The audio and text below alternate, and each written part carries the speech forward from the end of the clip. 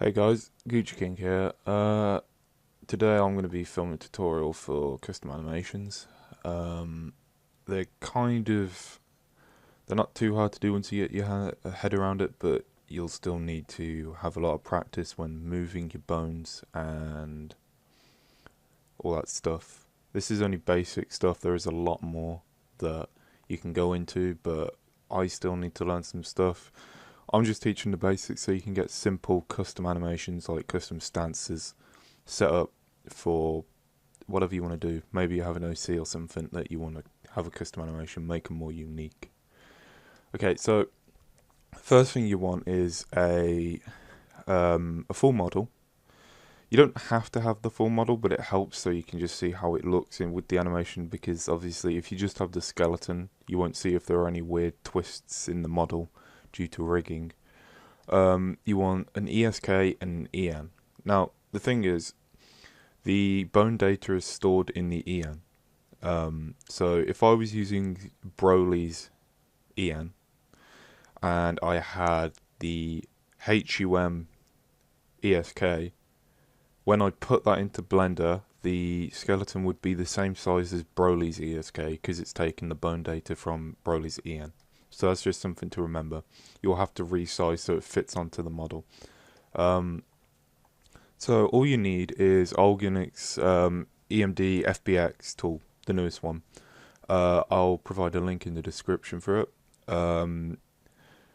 I would most definitely keep with his tools. They're probably the most trusted, in my opinion. So what you need to do is you need to highlight everything, all your EMDs, your EN and your ESK. Then you need to just drag it in. You should get the screen. You just need to wait a while. It'll take a while to load it in. As you can see, it's doing it now. You should get a relatively large file with an EN. I'll have to cut this out just because it's going to take a long time. As you can see, it's 69,000 kilobytes. It's 69 megabytes. It's a lot. For some people, it can take a while to load into Blender, so I will cut this out of the video. Alright, so you just need to load up Blender.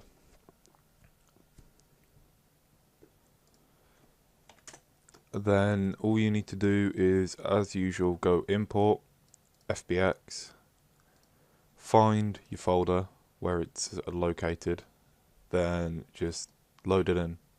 Okay, now as you can see, it's going to take a while for me to load, so I'll cut the video and I'll be right back with you. Okay, so now my animation and model has loaded in. You can tell it's loaded in by the pose it's in, and you can see keyframes at the bottom.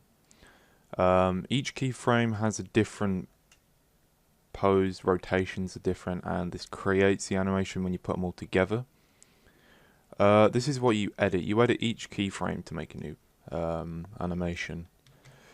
Okay, so when you do an animating, it's best to set up a good menu. So you want to click at the top here where it says default, go on drop down and select the animation. This will open up a really helpful set of tools for you when animating. The next thing you want to do is where it says dope sheet down here, go on action editor. Then you want to select the animation because the action editor allows you to select each of the animations. I'm going to edit a key blast type, so I'm going to go on shot B loop and I'll get this. So when editing, what you want to do is select the bone, go on pose, and you can move it around. The best thing is to use rotation. This keeps it looking natural. There are lots of different ways you can edit bones and the rotations. I'll show you another one in a second, but the basic one is just moving this like that, pressing I and lock right.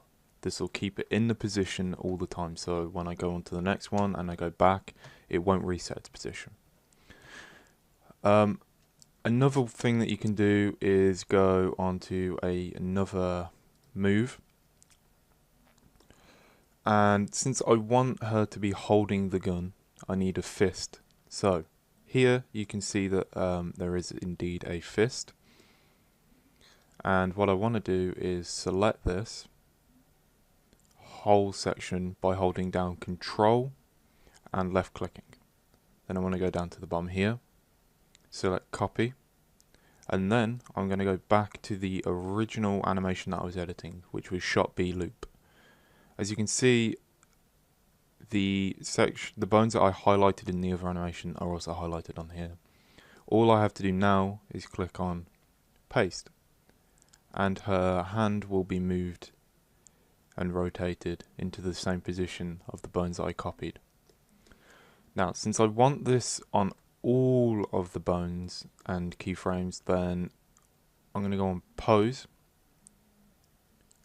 propagate, select to keyframes. Now what this will do is it will copy these selected bones, it will copy the rotations onto all the other keyframes. As you can tell, I don't need to go through, paste it and lock rot each time, but I'm also going to need to maneuver this hand better. So I'm going to rotate the arm, roll, pose, propagate, select to keyframes, go on the hand bone, rotate, pose, propagate, select to keyframes, and then that's pretty much it.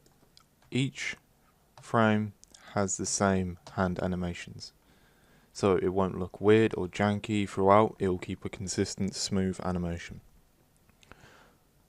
So that's it for editing animations. The next thing to do is export them. When exporting animations, you need to go onto your action editor. This is important. If you don't do this, the animations will mess up. Look up T-pose. This is near the top. You click on this, and you'll see it's empty. Now, this is it doesn't matter that it's empty because you're going to be adding in a new keyframe anyway. So press A, so you deselect everything. Press A again, so you select all the bones. After you've done this, hold down Alt, press G, hold down Alt, press R, and you'll get this. Then you want to press I, lock rot. It will create a keyframe for you. Now once you've done this, all you need to do now is export it. Go on File, Export, FBX. Go into the original folder. Now, don't export it straight away, you need to edit some stuff. You'll see down here where it says Export FBX. You'll see Selected Objects. You want to tick this box. Then, by the right of Scale, you'll see this little box here. Click it so that it's light grey. You also want to go into the Armatures tab. You'll see Add Leaf Bones. Untick it. Once you've done that, you're ready to export. Now, exporting does take a while, so I'll be back with you once it's finished. Okay, I now have the FBX exported. So I go back to the original file where I exported the FBX, and I go back to Olganix's EMB FBX tool. Now, to export, I need to select the FBX. I also need to select the original EAN. So for this, it will be Videl. Then I'll just drag it into FBX to EMD. Now, this will take a while. It just needs to load everything in because it needs to get the EAN order and the bone information. Once it's done that, you'll have two new files. You'll have a new EAN with the custom animations and a new ESK. You don't necessarily need the ESK unless you made modifications to it, but it's best not to do that. As you can see, it's doing it all now. It should be done pretty quick now. You'll know when it's done, it'll tell you it's destroying the FBX instance. Like there. You just close this, and as you can see, you're left with two new EANs.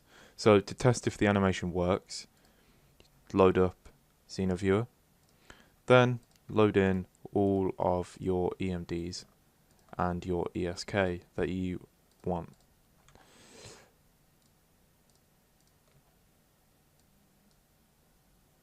So I've loaded in the model. I'll load in the EAN now. It's all loaded in. I drag all my EMDs onto the ESK, and then I'll play the animation. For me, it was shot B, loop.